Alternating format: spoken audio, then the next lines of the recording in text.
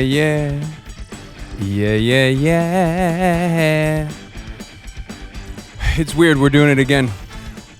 We're back to where it all started. 1 year. 1 year ago, I posted the first podcast I ever did. And we called the podcast SUPcast. And which is a pretty ridiculous title if you think about it. But I guess I said sup a lot. But now it's a thing. It's been a thing for an entire year. And I'm not one to gloat or celebrate personal achievements. I just kind of want to check in with myself. And this is my alone place, man. This is my van.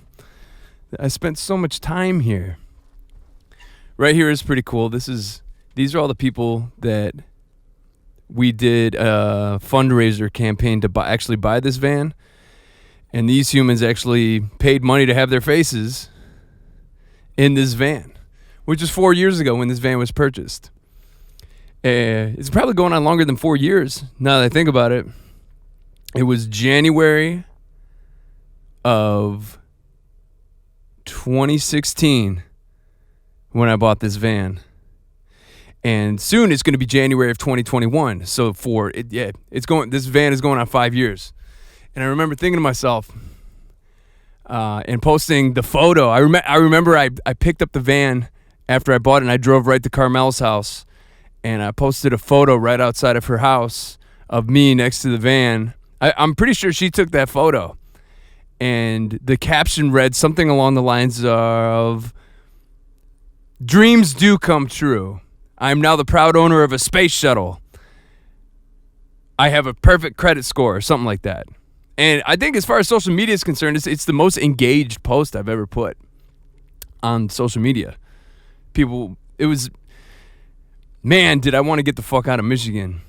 But it's weird being in this van. It's been, as far as the last almost 5 years are concerned, or ever since I bought the van, it's been the only constant. Because a lot of things have changed. And they've changed in big ways. So this is my rock, I guess you could say, or this is the place where I feel most at home. I decided I'm going to actually hold the camera this time because I just feel like having kind of a personal little podcast here where you can just stare into my eyes, you know? But yeah, this van is, you know how Superman had his fortress of solitude where he would go to meditate, where he would go to be alone, where he would go to think about his life. To this day, this fucking metal box on wheels continues to be that place. If I need to have a conversation whether it's with myself, with my therapist, whether it's with my brother, or, if I just need to get away from Allie for a little bit, if we're in a fight, if things are a little tumultuous inside the house. I mean, we have been spending every single waking day since the pandemic started together. This is my fortress of solitude. This is the place. I remember when we first got to LA, Carmel and I, because I decided I was going to come out here in 2016. Actually, the end of 2015 is when I made the decision. But then I bought this van, and that was going to be the start of my new life, coming out to California. A place that I was told by people in my life who live out here, if you come to California, you will realize your dreams. And I don't know if I necessarily realized my dreams, because my dreams were always super exorbitantly huge. Not very realistic dreams. And I don't know if I necessarily realized my dreams. But what I did do in the process is I think I found out who I am and what I actually give a fuck about. And let me elaborate a little bit on that. Okay, 2015, we're on tour. Downtown Brown. We're playing shows with Dead Kennedys. We're playing shows with Fishbone. And we're on the West Coast. And some people I was doing business with urged me, and Bobbins too. I remember we were backstage at the, what was the venue called? It was the Observatory North Park in San Diego, and we were playing with the Dead Kennedys, and they gave us a steak, and they gave us hot towels, and we're in the green room, and we felt like we were being taken care of. We were bright-eyed, we were bushy-tailed. I mean, sure, we had just driven across the country and we've been playing shows. I mean, I felt pretty beat up, but I remember thinking to myself, like there were 3 occurrences on that tour when we were in California when people were like, you need to come here. This one dude, this video guy that we used to work with, he's like, you got to come out here. It's like, so much can happen for you. And then the next day, our agent, the guy who got us on all the Dead Kennedys gigs, was like, you got to come out here. It's like, why don't you just come out here? And then Bobbins, when we were in the dressing room of that San Diego gig, he's like, why don't we just do it? And I was floating in the ocean on our day off after that Dead Kennedys gig. We were still in San Diego, and I was down at Ocean Beach, and I remember just floating in the ocean. And I remember thinking to myself, you know, what the fuck do I have to lose? What the fuck do I have to lose? I can come out here and I can give it the old college try. So I remember the whole rest of that tour was just me trying to think of how I was going to present this idea to my girlfriend at the time. Yo, like, let's move to California together. And I thought it was going to take some convincing. But when I got back from that tour, the guys took the van back to Detroit, and I was in Ohio with my then girlfriend, where she dropped the bomb on me that she had been sleeping with some dude from down the street. And it was like a punch to the gut. I may have been cheated on before in my life. And it was a complicated situation to begin with. She doesn't even claim it was cheating because we were working things out. But if we got back together and we were working things out, it probably wasn't helpful, the fact that I was on tour and she and I were telling each other how much we love each other, like from a long distance every single night, but she was in the arms of another man. Either way, I told her when she broke the news, I'm like, I'm getting the fuck out of here. I'm going to California. And then songs were written about it. Premonitions were made. Hopes were beginning to assemble in my brain. Hopes and dreams. And I remember, my friend Zach and I, we came up with the lyrics. He came up with the going to Wales, meeting the Welsh, finding the truth, exploring myself. He came up with that shit. And then I wrote the verse about how she broke my heart. I'm over it. I wasn't over it when I wrote that. Now I'm thinking about the 4-leaf clover shit. 4-leaf clover, meaning luck. Because I broke hers too and I didn't notice it. That's because I was so in my own little bubble. I didn't realize that we were hurting each other. Now I'm Denver leaving on a plane. John Denver leaving on a jet plane. Because of it, what we did, the wheels of life were set in motion, a swirling cauldron of emotion. I've never been in so much pain. It was so painful. And I hated it, what we did. Our hearts, they suffered much commotion. I was locomotion to the ocean, and I'll miss you every day. And I won't forget the Prince concert when I held you during Purple Rain. Yes, she and I went to a Prince concert together, and I held her during Purple Rain. And it was a lovely moment. Never forget the Prince concert when I held you during Purple Rain. How else do the fucking lyrics go? Regardless, that we wrote that song 4 fucking years ago. The album came out 2 years ago. So I guess I'm checking in. Where am I now? After all of the turmoil, after all the tumultuous occurrences happen in my life. After essentially I admitted defeat as far as being in a whole rock band and my dreams for being out here were concerned. We put out that album in 2018. That was 2 years ago. It'll be 2 years in October is when we put out California. And we did one big tour. And we got fucking arrested on that tour. I put a lot of work into making that shit happen. And we did the first leg with Psycho Stick. It popped off. It went okay. And then the second leg of the tour was a 4 or 5 week leg. And day 2, technically day 1 of that tour, we got arrested in Utah. And the rest of the tour, I was just a stressed out mess. The shows sucked. Not a lot of people came out. It was whack. I spent a bunch of money bailing people out of jail that I didn't have. I was a fucking wreck. I was absolutely beside myself with stress. And I just kept thinking to myself, why am I torturing myself to do this rock and roll thing? And looking back at it now, it's like, yeah, it's never been more apparent that I needed to shift and get into some other shit with my life and start trying to do some other stuff with my life. But what was crazy is how much I was holding on to those hopes and dreams that I had since, like, in the very first episode of the podcast, I talk about it, those hopes and dreams that started at St. Andrews Hall back in 1998 when we played that Battle of the Bands. And I'm just didn't want to let go. Didn't want to let go of those hopes and dreams to be a fucking punk rocker on the road making a living. Even though, man, it was fucking killing me. The grind of putting out a record and then getting in the van and driving around and making music videos on no budget, having barely any label support. You know, just pretty much doing everything on my own. It was cool. I always had help creatively writing music with other people. But California, man, that shit's a fucking solo album, if you ask me. We took some old songs and we re-recorded them. I wrote some of that music with Wolf. I wrote some of that music with Greg Schmidt, my original bass player from the 90s. And then a lot of those songs I just wrote by myself. You're So Cute, stuff like that. Allie's song. And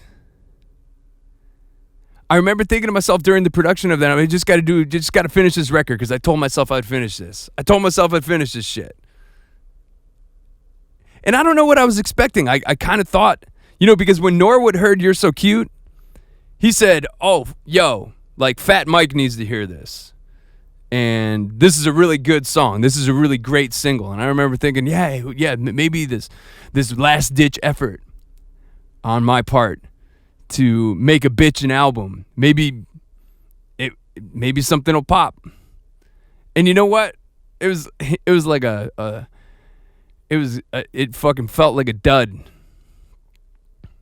You know? And that's where I was at when I started this podcast. I remember my entire life, everything I had done up to that point, all the fucking work I put in to be some rock and roll guy, I felt like a complete and utter failure, even though I had done amazing things. I've gone on amazing adventures. I've traveled to different countries. And I had made a shitload of friends everywhere in the United States. And we played gigs with big bands, small bands, played fucking hundreds and hundreds of shows with my best friends. And the whole time, in my mind, all I was thinking about is how is this going to equate success? Instead of really just enjoying the fact that I was living a life that I was so fortunate to be living. Dude, not many motherfuckers get to just do whatever the fuck they want for years and years and years. And so much of that had to do with the fact that I always had a free place to stay. I could stay at my mom's. I always was dating some girl that was down to let me fucking crash at her place while I was just being a bum and booking the next tour. You know? Like I pretty much I lived with uncertainty of where I was going to rest my head, and I lived this nomadic lifestyle, this van thing for just so many years, and I was just like, I'm just going to do this until it starts working. And even when it wasn't working, when it was notoriously terrible, and it was bad for my health, and it was bad for my mental well-being, it was bad for my physical health, I'm just like, well, this has got to work. This is the only thing I can do. This is it. You know, back in 1998, we won that Battle of the Bands. This is it. This is what I have to do with my life. And it just wasn't working. And I didn't want to let go of it. Even when I started this podcast in 2019, I didn't want to let go. I didn't want to let go until fucking COVID happened. I was forced to let go of the living in a van, driving around the country, playing music on stage thing. I was forced. And you know what? We'll get into that a little bit later, but it's probably one of the better things that has happened to me personally. And it's strange because it's a terrible time. But through this like solitude, I feel like I finally am getting to understand who the fuck I really am. And it took it took almost 40 years. You know, I always had an idea of who I was, but I didn't know. I didn't know the psychology behind it. I didn't know what was driving me for so many years to do all that dumb shit. But we'll get into that too. Yeah, but it's a year later. How many weeks are in a year? Let me look it up.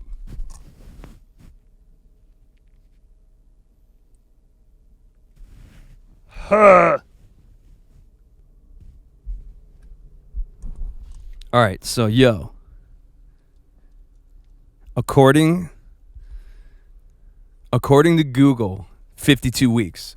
So technically this episode a year later, because it was like August 9th when we put out the first podcast. A year later, this should be episode 52. Guess what? It's episode 47. So we lost a couple weeks there. I don't know what happened. You know, maybe I took some weeks off.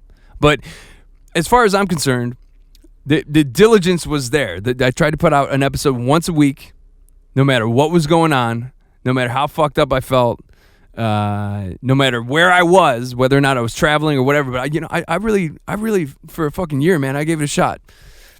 I gave it a shot. I went hard. I want to see how long this is going. I might have to edit this a little bit. Oh shit, we're only 16 minutes in. I'm going to be pretty sweaty by the end of this.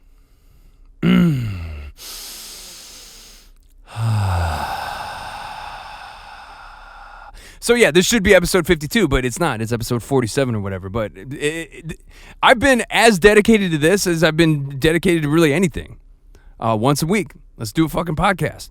And, you know, some of them were duds, and some of them a lot of people listen to. The Green Jello one, the Wacko one, those are really well. I think a lot of it has to do with the guests.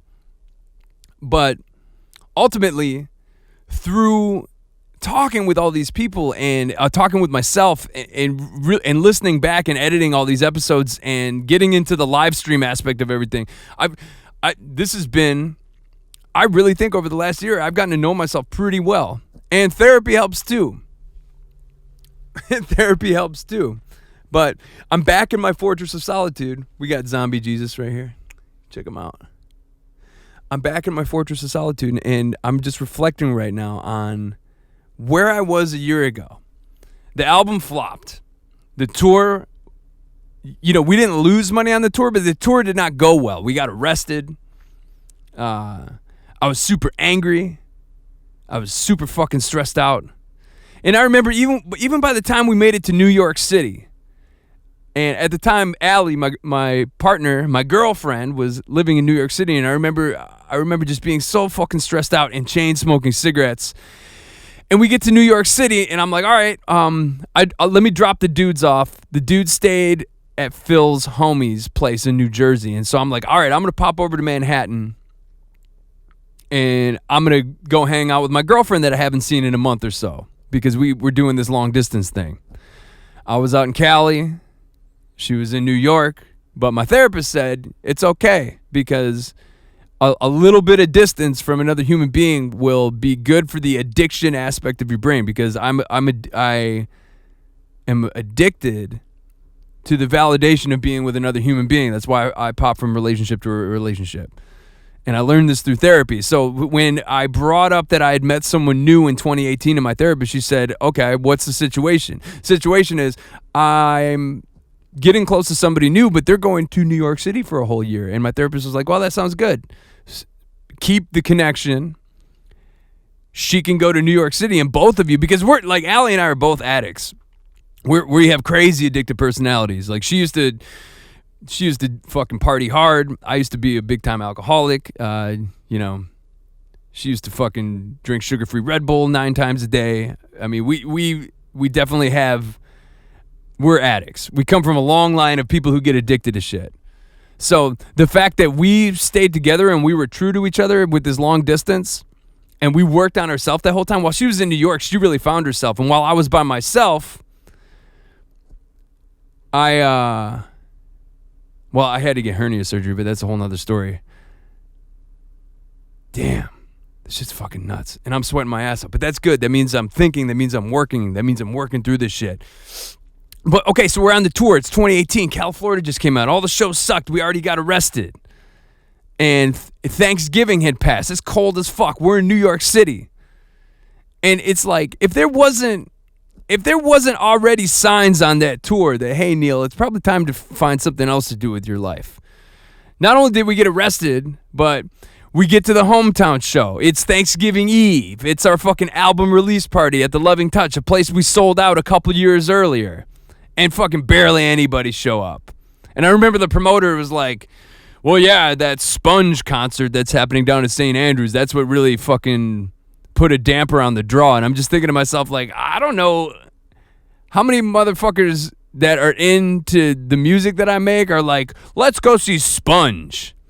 So I don't even know if I would put money on the fact that that was the reason the draw was shitty. I mean, it's amateur night. It's the night before Thanksgiving. Everyone's got a party. Everyone's doing a show. It probably was a bad night to do a show. So we lost. We just kept losing.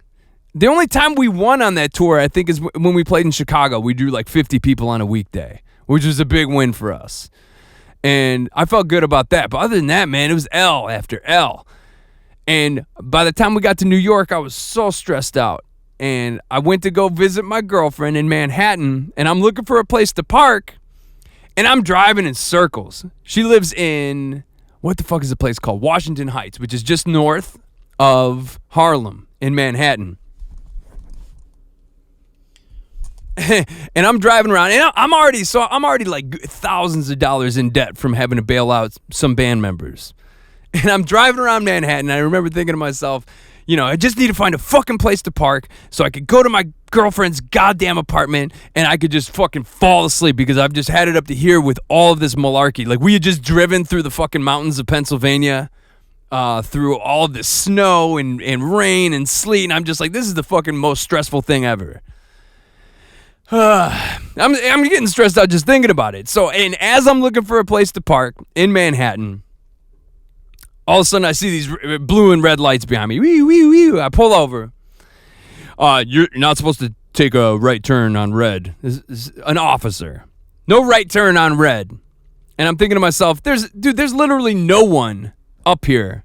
First of all, A, and B, I'm from another fucking state. Like, I don't know the rules of driving in Manhattan. But yeah, if you can't, it is illegal in the entire borough of Manhattan, New York, to take a right on a red. And, you know, I'm from the Midwest. I didn't know this shit.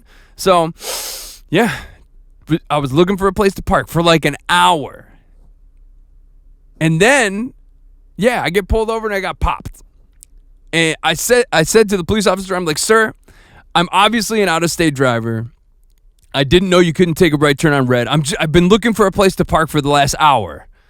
My girlfriend is living in Washington Heights, and I just have been looking for a place to park. Can you please not give me a ticket? And I spared him the details of, I'm on this big, long tour, and it's been a fucking nightmare, and I've been so stressed out, and I'm like way in the hole. I had to bail out band members. I was absolutely livid and had absolutely lost my mind already at that point. And it's just another sign. Fucking motherfucker hands me a $300 ticket. Not only is it a $300 ticket, 2 points on my license. So this big long tour that I put all this effort in, I thought people would be super excited. Downtown Brown has a new album, Cal Florida. It's the culmination of years of hard work. It's the best sounding record we've ever done. Powerhouse names on it. There's members of Sublime on the fucking album. There's members of Fishbone on the album. There's members of Parliament Funkadelic on the album. There's members of Lynyrd Skynyrd on the album. Neil P. meticulously produced the record. Spent a lot of his own money on it, making sure that everything was perfect. I went way into debt doing this project, you know? And then we go on tour, L. Taking L's. Arrested. Tickets. I mean, we didn't hit anyone with the van, luckily, and that's good. But, oh, man. You know, Kevin, our sax player, he was having, like, a mental breakdown. He was, like, essentially, like, his whole fucking world was crumbling. Like, there was so much negative energy in that van. And poor Phil, he just wanted to, like, have a good time and smoke weed and play drums. But he had to hang out with my neurotic ass for that entire fucking month. And Jack... You know, Jack's a good dude. And yeah, I was not very nice to him. I was very stressed out. And in retrospect, all the signs were there. When that tour was over, all the signs were there to just fucking call it a day. Like, find something else to do with your life, Neil. All the fucking signs are there. And then we get back to LA. And this is how this shit works with the whole rock and roll thing, is every time you're ready to fucking pack it up, and every time you're ready to do something else with your life, this is how the shit works. A little breadcrumb will appear, and then you'll be like, well, I guess I'll do this. But definitely, it was the end of the year, 2018, and we played the Viper Room, and I remember our agent, Landon, approached me, and he said, hey, do you know how to play reggae? And I was like, yeah. Because, I don't know, I'm a relatively decent musician. I can play any style of music if I really try. Except maybe not some of that crazy sweep arpeggiated gent shit. But I could learn it. I could do anything I want if I put my mind to it. It just takes hours. It takes hours learning how to do stuff. So I told him, yeah, I could play reggae all day. I mean, I like memorized. It's not particularly classic reggae, but I can play fucking every Sublime album front to back. When I was fucking 17, 18, I learned every single fucking Sublime album. That's not particularly reggae, but it's ska, reggae, punk, hip-hop. I learned all that shit. So I was like, yeah. And then next thing I know, it's 2019, and we got gigs as the backing band for HR of Bad Brains. But that was the year. 2019 was the year where I'm like, okay, no more headlining Downtown Brown tours. No more of this fucking DIY, sleeping on floors for a month. No one shows up to the gig because you're not a headliner. Downtown Brown's not a headlining act. And we are in 2 markets, maybe 3 markets. Somewhere in Ohio, maybe 2 places in Ohio. In Detroit, we can headline, and we can headline a show in Chicago, and it'll go decent. But other than that, man, we're a direct support band all the way. It doesn't matter what fucking market you put us in. Just have us open up for the big draw, and people will have a fucking blast. But if you put us last, you know, are we going to draw fucking 50 heads in every market? No. That's just the way it is. That's just the way it is. That's 18 years of grinding. And we're just never became a headlining band. And you know what? That's okay. And I'm learning to accept so much reality that I was just afraid to even take a glance at when I first got to LA. I still was in denial. I still was in denial that, you know, I should just like get a fucking real job and do the band as like you know, be picky about what gigs I take with the band. And I had no idea how expensive it was. So yeah. But flashback back to this van. So this van, check this van out. So I bought this van, and I went to Carmel's house, and I took the photo, and everyone, like, there was a lot of people, they were really excited. And I was really excited too.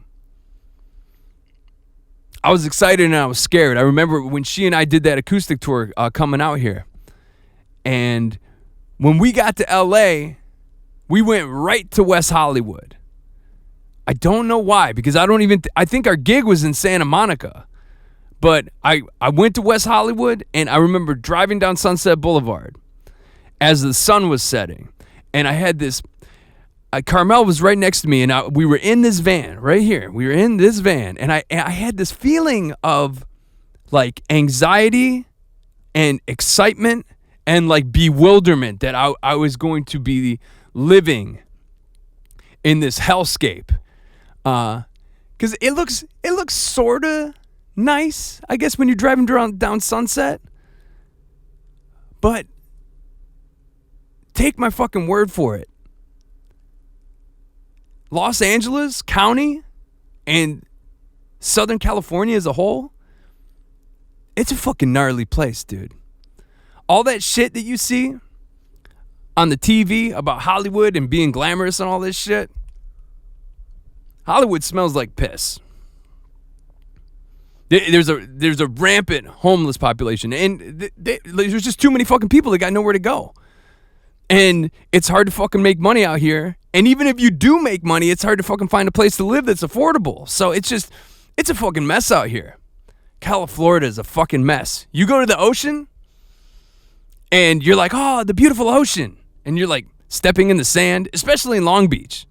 It's fucking syringes and garbage and fucking, makeshift bongs and all. It's a fucking gnarly place. This is a gnarly fucking place.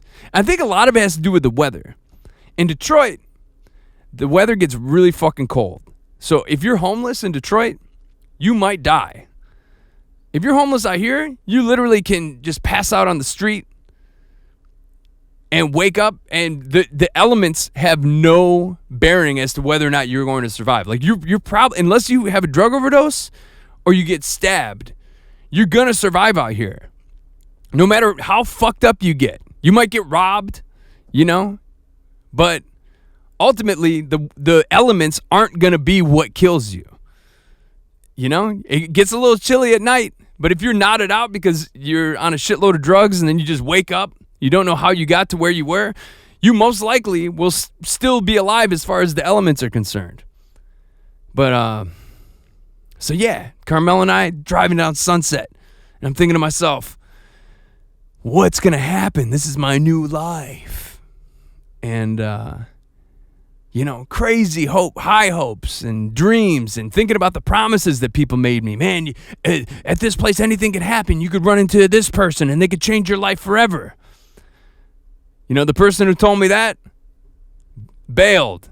We're not even friends on Facebook anymore. Imagine that.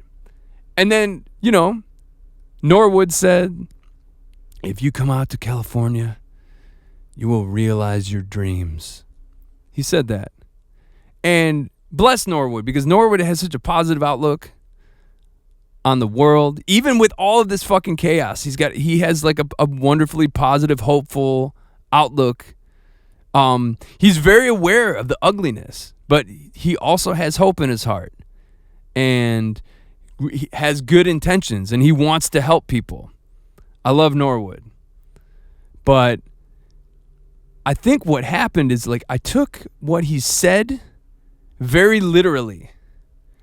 And I don't think necessarily me realizing my dreams anymore is the goal. I think the goal is realizing myself. And if there's any takeaway to this whole fucking journey, whether it's like starting a podcast or starting to learn how to do like the streaming shit or starting to learn how to do some pro audio stuff, if there's anything that I learned from being out here, it's I know that if I have the right kind of mindset, I know that if I look at my own existence the right way, it's impossible for me to feel bad about what I've accomplished with my life. And that's like the biggest takeaway, especially right now, because not much fucking matters anymore. All of the shit that I thought was so fucking goddamn important, that I was obsessed with achieving, that shit's gone for everybody, which is insanity. It's insanity that you could let something that is an idea ruin your health and your happiness for so many years. Just because it was binary. It's either black or white. It's either success or fail. But what about the nuances of the fucking journey? The fact that when I landed in LA in 2016, I was with one of my best friends in the world, and we were on this crazy adventure. Instead of really enjoying that adventure, I was mourning the loss of my old life. I remember the day Prince died. And Carmel and I woke up somewhere in Arizona, and we woke up in the van, and we were at a Target or something, or a Walmart. She goes into Walmart, and then that's when I went on my phone and saw that Prince died. And that whole day that whole day I was crying while driving. She even asked me at times, she's like, "You sure you don't want to pull over the van? Because you're like crying really hard." And the funny part about it is I wasn't necessarily crying because Prince had died. That was part of it. But I was crying because everything I thought my life was back in Michigan, I thought all that was gone. You know, I thought that all was like, I thought I was saying goodbye to my mother, to my family, to my friends. I was mourning the loss of my old life. And so when you're on your way to San Diego from Phoenix, Arizona, or Tempe, you're going from Tempe to San Diego. You're on some weird fucking highway. It's not the 10. I don't know what the fucking highway is, but you roll through this place in Arizona called Dateland. And Dateland, I think the actual city is called Dateland. But what's cool about Dateland is you can just buy a bunch of dates, you know, like figs, dates, you know, the fruit, dates. And we go to Dateland, Carmel and I put on Purple Rain and I just start fucking bawling again. Man, she had to put up with me for that whole time. I feel so bad. She's like, "I'm going to give you some time alone." And she gave me time alone in this place, in the van. This is my fortress of solitude. So she went into Dateland, and we were in Dateland. Why would it do that? Hello? I'm just hoping the computer's getting all this. So we go into Dateland. Where's the actual time? 37:03. Okay. So I'm going to have to wrap this up in like 20 minutes. So we get into Dateland, and I'm bawling, listening to Purple Rain. I never meant to cause you any pain. But I wasn't crying because Prince died. That had something to do with it. But every single Prince song that I'm a huge fan of, there's a sentimental value to it. And it's attached to mostly another human being. Like if you go through Prince's discography, if I listen to I Would Die For You, I think of this girl, Sarah. If I listen to P Control, that's my friend Shannon. You know what I'm saying? If I hear The Most Beautiful Girl in the World, I think of my mother, man. You know? So every single one of these songs, when I think of Purple Rain, man, I think about every single human being that I was close to, that I'm not close to anymore, that I shared a love connection with, that I'm not close to anymore. That song hits me so hard. So you combine the fact that I was leaving behind my old life, and then Prince had died that day, and then Carmel gave me the solitude to just let it all out by myself in the van. I don't know if I ever cried harder in my entire life than the day Prince died listening to Purple Rain at Dateland.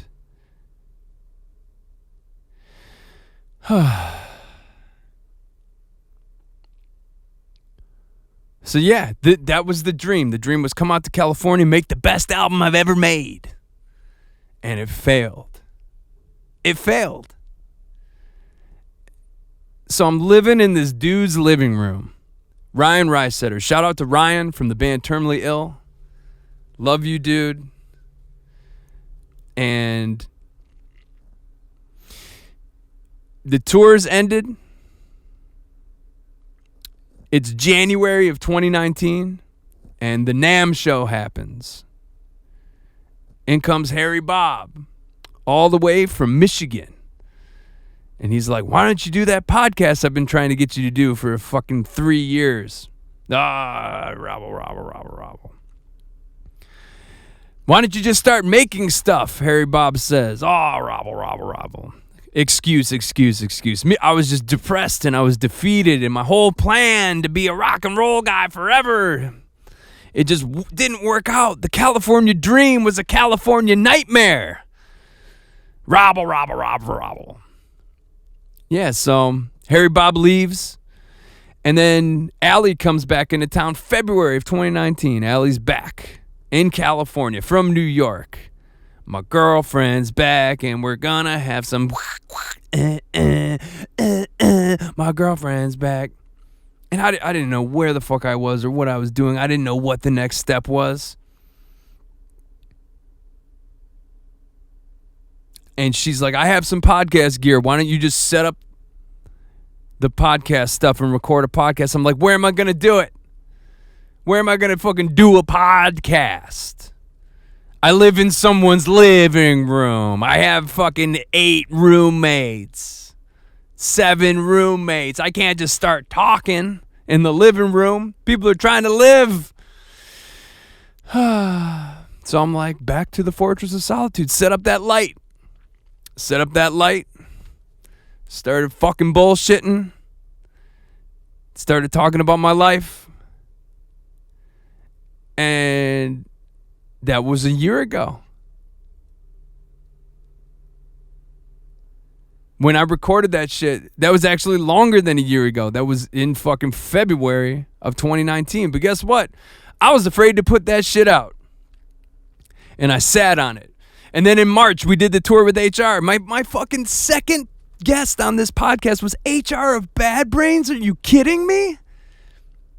And I sat on that footage. I was afraid. I was afraid to do something new. Because in my mind, I'm only good at one thing. It's just like sweating and saying dumb shit into a microphone with a guitar. That's the only thing I'm good at. That's supposed to be the fucking ticket. Yeah. So I sat on it, and I got even more depressed. I was working a job I hated. I had a beautiful girlfriend. Still do. We live together. We have a child. It's a cat. We have a child together.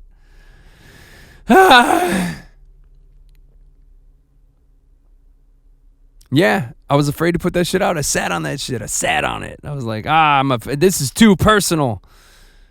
Coming from a guy that says all types of weird personal shit on the internet anyway. Yeah, I told the whole story.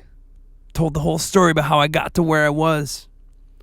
And finally, in August of 2019, I put out the first SUPcast. And people actually watched that shit. And then I put out the second SUPcast. I had HR from Bad Brains. People watched that shit. And then I put out the third SUPcast. I had Monkey from the Addicts. And people watched that shit. Man, and I was very unsure of myself as an interviewer. I still am. I still don't know what I'm doing. I just ramble. I ask a lot of questions. Sometimes I go, Sometimes I make dumb noises. Yeah, and sometimes people watch it, and sometimes people don't. But this is the thing. If I didn't get into podcasting, I wouldn't have this microphone. If I didn't get into podcasting, I wouldn't be holding this fucking camera right now. And I tell you what,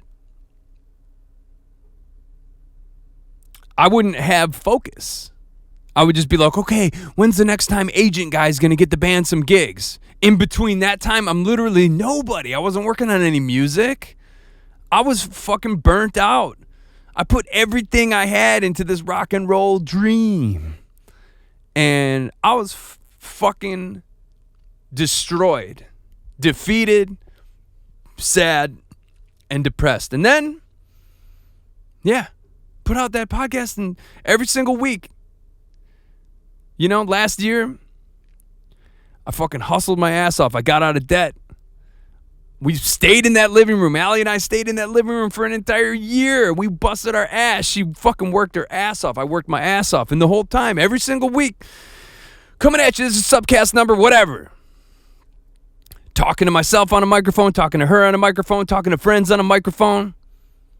Then when COVID hit, I'm just like, what the fuck am I going to do? I had to adapt. I started talking to friends on a microphone. I didn't know what I was doing, but we got the Zoom thing going, started streaming, started doing it live, started doing live shows. And you know what? The way I look at things now is completely different. Because not only is the reality of my entire existence the fact that I don't even need to leave the house and beat myself up on a rock and roll tour adventure anymore in order to fucking survive. I literally can make videos and connect with people and do everything I was doing before from the comfort of my own bedroom. which is fucking amazing. And I'm so fucking lucky. I'm so fucking lucky, dude. And so I'm talking to my therapist in this van, and I forget how long ago it was. And my therapist is saying to me, Neil, if you start being more grateful for the things you have instead of thinking about the things you don't have that you think you deserve, you're going to start vibrating on a higher frequency. And I don't know if you believe in any of this hippy-dippy bullshit because I'm pretty skeptic about it. But also, I don't not believe in it. And she started really driving it into my head. What are you grateful for? You should wake up every morning. You should think about what you're grateful for. And you should go to bed every night and think about what you're grateful for. And it's hard to stick to it, especially in this climate, because there's so much that's wrong. There's so much that's wrong with right now. The injustice and the inequality and the systemic ideas that have kept so many people down for so long. The fact that the rich don't give a fuck about the poor. And the fact that everywhere you look, I mean, even if we fucking get on our bikes, like fucking right outside of our door, we get on the bike path and it's just poverty. It's something we all need to keep in perspective, is how lucky are we to have the shit that we have. And I didn't think for 1 second that me just like bullshitting by myself inside my van and then like I put it out a year ago, it would completely change the course of my existence. And give me the perspective, especially from talking to so many different people, and giving me this perspective that no, I'm not a failure, that every single person, even if they're a person of notoriety, they doubt themselves. They question what they have. They want more, you know? But so many of them have had to look at what they have and just be grateful for the fact that they're still alive and they're still breathing. You know? This world is not perfect. This world is supremely flawed. And right now is a totally fucked time. And people are inherently selfish. And there's a lot of people that aren't doing the necessary things to prevent hurting other people. And it's painful to watch. Like communally right now, we're all experiencing this dread and this hopelessness. And wondering, like, when is there going to be an end to it?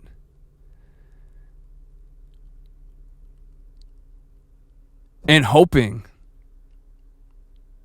Wondering and hoping, like, when is this shit going to end? When is this going to get better? When can we go back to normal? But I urge you, I urge anyone listening to this shit, as terrible as fucking things are, like, we're lucky to be alive, especially during right now, because all this tumultuous shit that's happening and all this stuff that's being brought to light and all this pain that we're going through from having to look at our own lives and see, yeah, if you're a person that looks like me, you're looking at your own life and feeling pretty guilty because there's a lot of fucking benefits to just being shat out of the womb looking a certain way.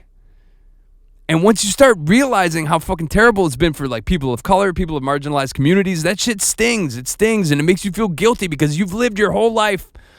At least I have. At least until about 2012, I lived my life just being like, oh.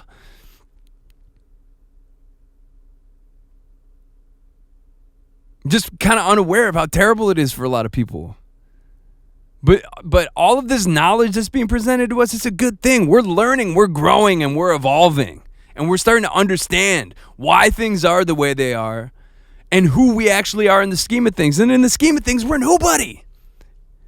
If you're poor, if you don't have a lot of money, you don't really matter. You're a fucking tiny little piece of the puzzle. You're just something that makes the world run along. The corporations continue to collect billions of dollars off the backs of people. Like, poor people working really hard just to try to fucking survive. These are insane times. So I don't know if I'm summing up shit. And I don't know if anything I'm saying is intelligent ever. It just kind of comes out. I don't know if I have any profound outlook on any of this. I'm literally just a dude sweating in a van, talking to himself. But I think that's the most freeing thing. The most freeing thing about the last year and doing this fucking podcast is realizing that whatever fucking sort of ego I had about who I was and what sort of stature I had, what sort of impact I have, what sort of importance I possess, that's just fucking kind of dead. Like, numbers don't lie, dude. Every fucking day I go on my fucking YouTube account and I look at numbers. I look at, like, how many people are engaged in what I'm doing. Because once I started this podcast, I made it my fucking goal. I'm going to become a YouTube partner. And I'm getting close. I'm going to make a career out of making content. That's what I told myself. I'm like, okay, like the band thing obviously isn't working. I spent 18 years doing it. So I'm going to try this. I'm going to be an internet guy. I'm going to be a personality. I'm going to fucking, and then the streaming came along. It's like that goes along with it. So I'm like, all right, I guess this is, I'm learning who I am. And I'm just a guy that likes to do stuff.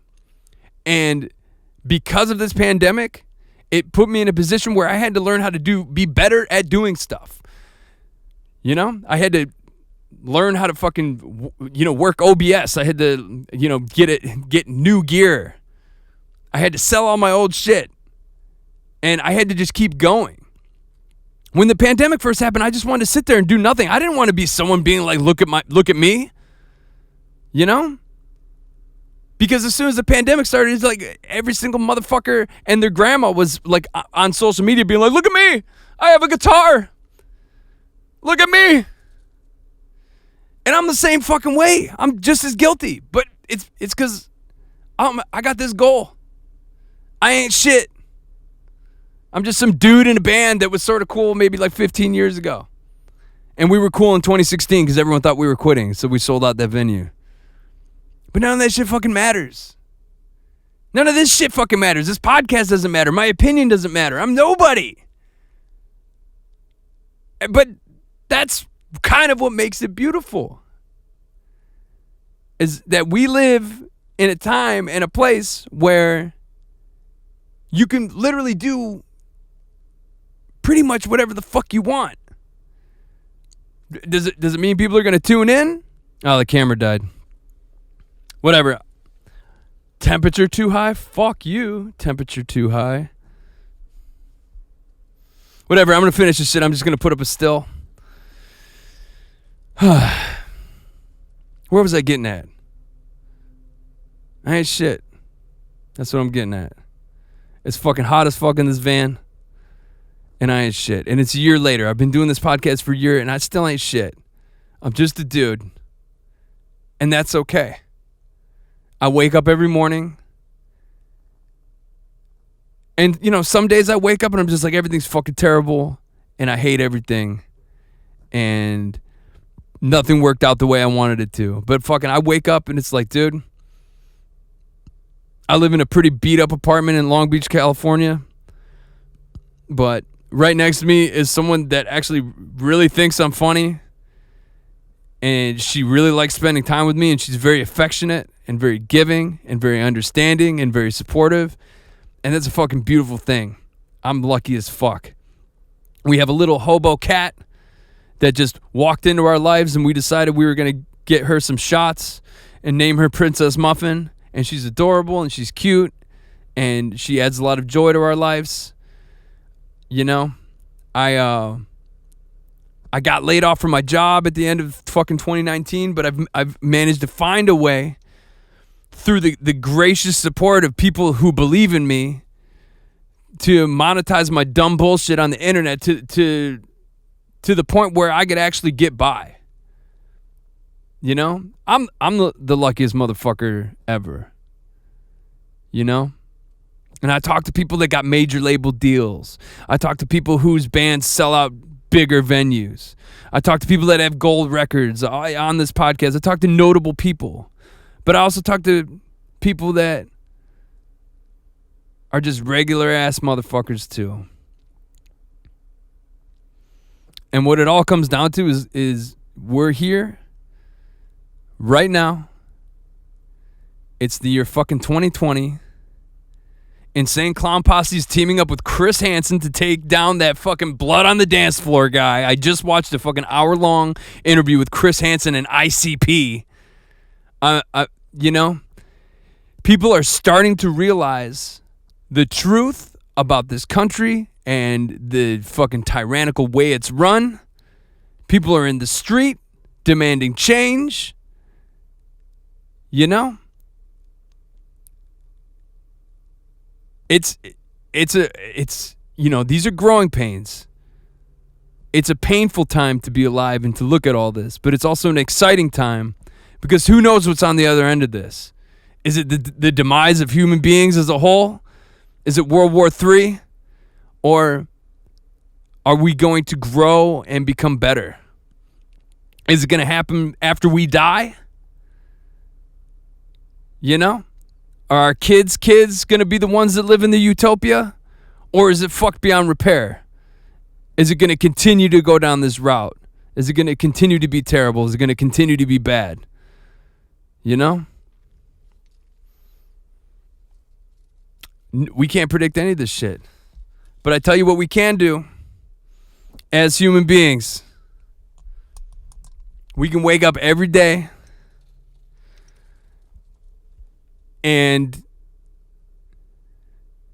try and be grateful for just the fact that we're alive, because this is a gift. Not to sound all hippy dippy, but I feel so fucking lucky right now. I feel so fucking lucky. I'm kind of pissed off, dude. The fucking camera, the camera was... We were ripping, man. We were rip-roaring. It's too hot in here. What, is it because I'm in a van baking in the sun in California? Is that why it's too hot for the camera? Let it cool down. Let's see. I'm going to try it again. Oh, okay. So maybe some closing words now that the camera is back. If you've supported this podcast over the last year, I love you. If you supported me in any way, shape, or form, I love you. If you know, I appreciate it. I appreciate you. I appreciate just being alive. I appreciate having this fortress of solitude. I appreciate the adventures I've had. And there's no telling what's next, man. There's no telling what's next, because I put myself in a position where I literally am self-sufficient enough. Like, I can make whatever I want. I can record music. I have my own fucking studio now. You know? Maybe through all the failure, it put me on a path where I could finally be and realize and actualize who I always wanted to be, and that's just a creative motherfucker. You know? And is anyone going to listen or watch any of the shit that I do? Maybe some people. Probably not a lot, but who cares? Ultimately, just paint your picture and be who you want to be, and just do it for you. We're all going to be dead one day, you know? And none of this shit really fucking matters. So, yeah. I'm going to end it on that, man. That's 59 minutes and 36 seconds. That's up 1 fucking hour of a blazing, personal, sweaty SUPcast from the van. 1 year later, it's been a hell of a fucking ride, and I'm going to continue to do it. And maybe one day I'll be able to get people back in here. Maybe one day in a post-COVID world, I could breathe on fucking people like we used to. Because looking back at those episodes, that was some shit. Having bands in here, that was fun. The Zoom thing, it's cool, but man, I miss fucking sweating on people. I remember when I was interviewing Wacko, we had just eaten they just like rolled in here like, and it was all fucking crazy, and they were all loud, and it was nuts. And Allie and I had just eaten some Mediterranean food, and we both thought we were gonna shit our pants. Now that's fucking journalism. Now that is a podcast setting that I want to sign up for. Strangers just fucking piling into my fortress of solitude and telling me their story, and me being able to ruminate and relate and gain perspective from other people's stories. Like it's been a fucking ride, and I really appreciate anyone that's been along for the ride. Check out the Patreon, support your boy, and we'll see you in a week. I need to end this shit. Thanks again. Love you. Sup. Bye.